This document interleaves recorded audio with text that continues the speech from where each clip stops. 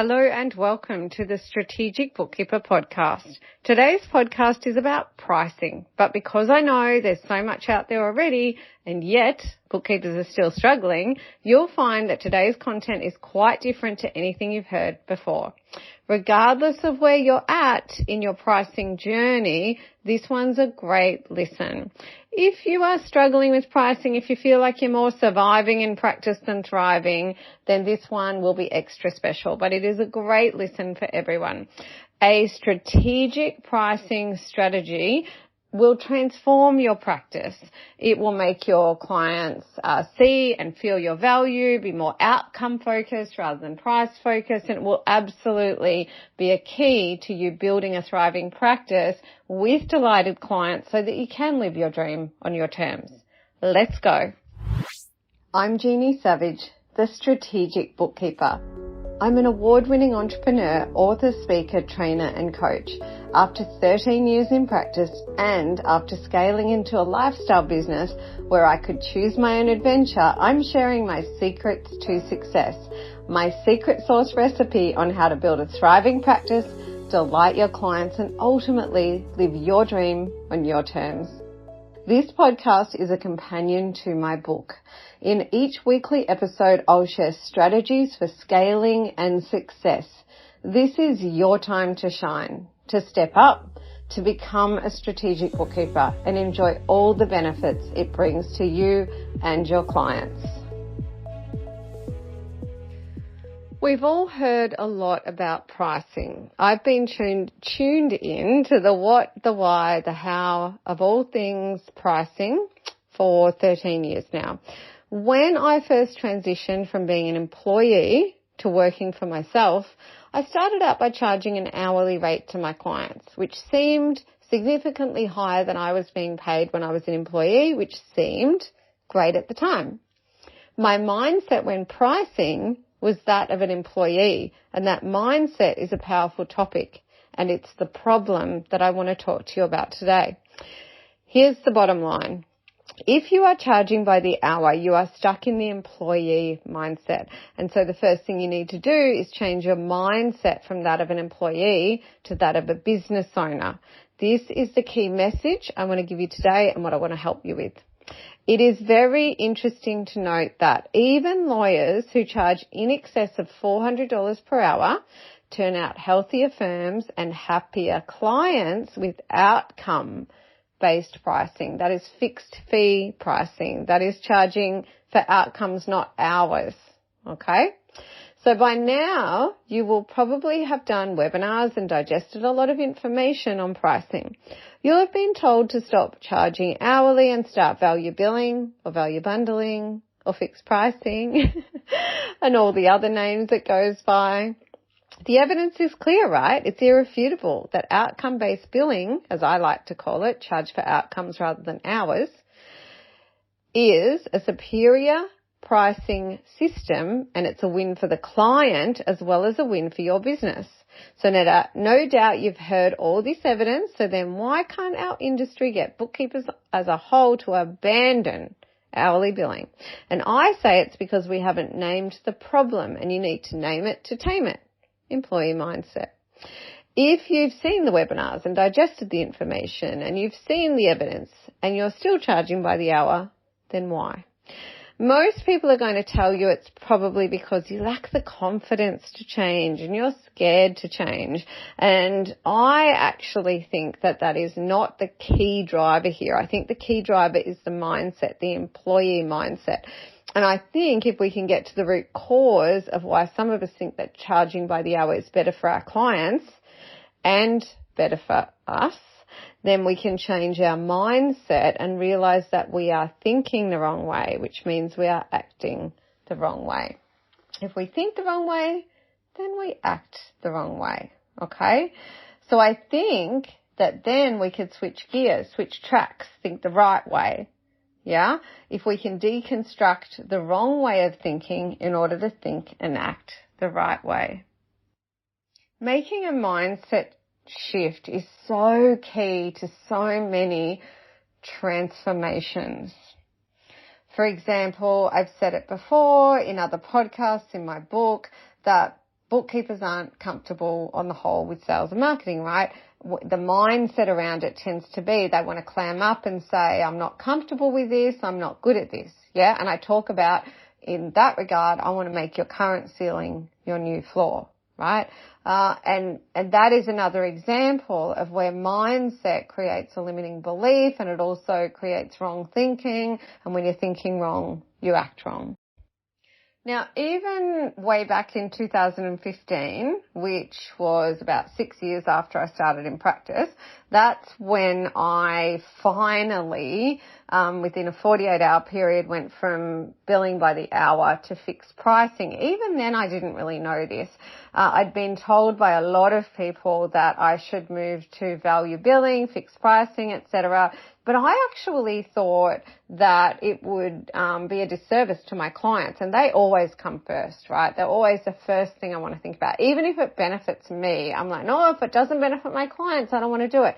So way back then, I didn't really know that. The reason that I finally shifted is I saw a really great speaker, and he said, if you're still pricing by the hour, Jeannie, you're an idiot. And it could be seen as really offensive, right? But I'm really, really black and white, and I like to be hit in the head with things sometimes. And when he said that to me, I thought, wow, if I had have known that, I would have changed earlier. Anyway, what gets you across the finish line, right? So back then, I went back to my little home office, and within 48 hours, I had all my clients moved from hourly billing to fixed priced billing. And realistically, I did it in a really rough and ready way, and there was nothing wrong with the way I did it, and it's still a great way to do it today. You know, I looked at their annual bill and their work, you know, was maybe about the same, and then I just divided it by 12, and that was their monthly bill, and then I talked to them, and they were all fine with that.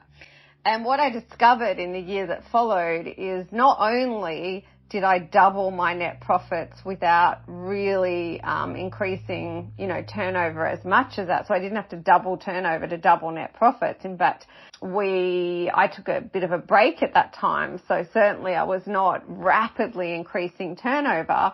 Not only did I double my net profits, but my clients they saw the value in what I did like never before. They became happier than they'd ever been before. So it was definitely a really great win for the clients as well as a win for the practice. I remember at some point one client actually saying to us, how are you guys doing everything that you do for the fee that you charge me? And I guess I started to realize that, you know, we know for us, sometimes we need to speak to clients more, sometimes less, sometimes we need to jump in and give them a bit more support with a bit of software or whatever it is, right? So the work week to week, day to day, month to month can go up and down a little bit. But there are times when we've got a lot less to do. There are times when we've got more. The clients actually remember when we're doing tons for them, which was, it was just so interesting, and it was so exciting to get this feedback from the clients that they were happier than ever before, which of course led to even greater retention and referrals. And so I had this belief that outcome-based fixed pricing would be a lose for the client, and it was a win for my client. So I was thinking the wrong way, I was acting the wrong way, and luckily someone helped me and convinced me to act the right way. Now, back to talking about the employee mindset versus the business owner mindset. One of the reasons that you really, really, really need to make the fundamental shift is because running a business is so vastly different to being an employee.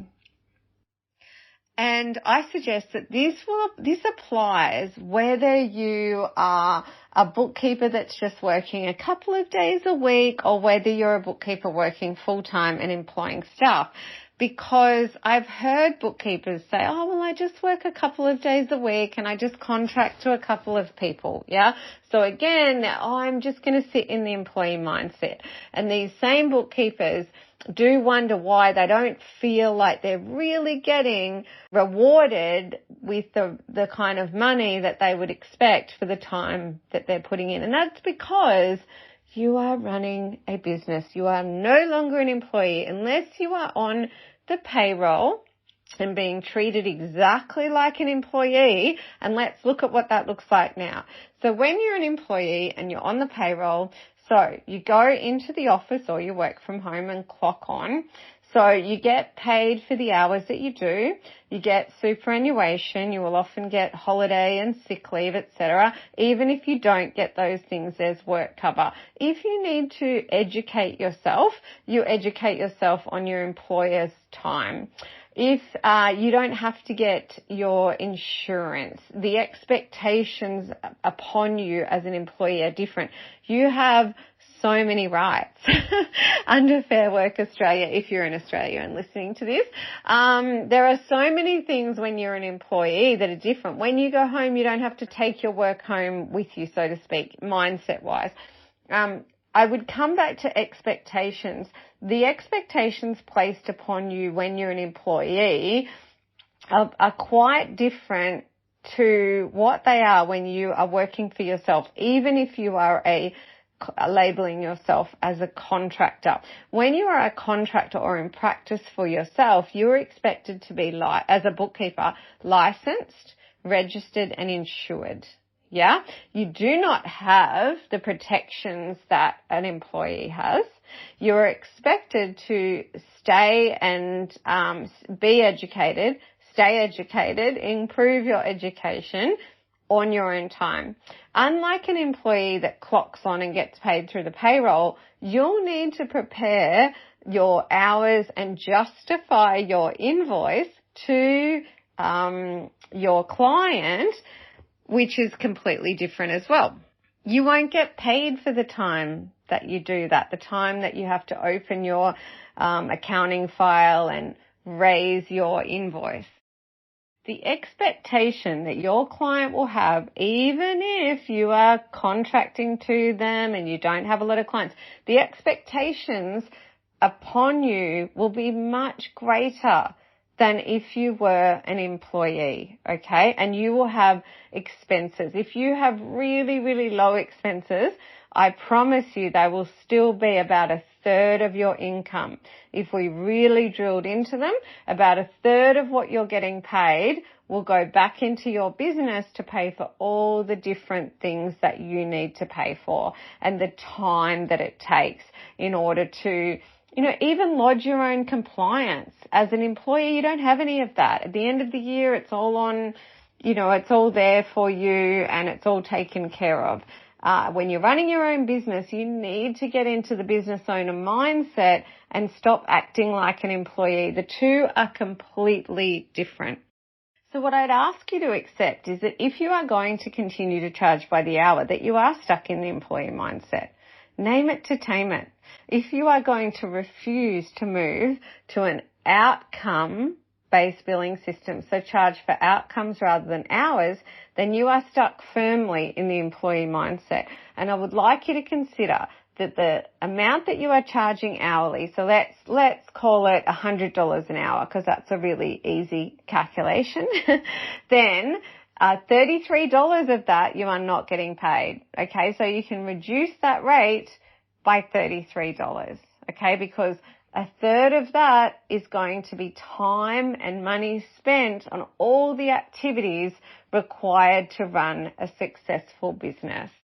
Not to mention that you are much more liable, which is why you need insurance. You are much more liable. And I have met a bookkeeper who did end up being sued by a client and she wasn't ready, and she was firmly in employee mindset. And she really, I think, was under the illusion she had a lot more rights than she did.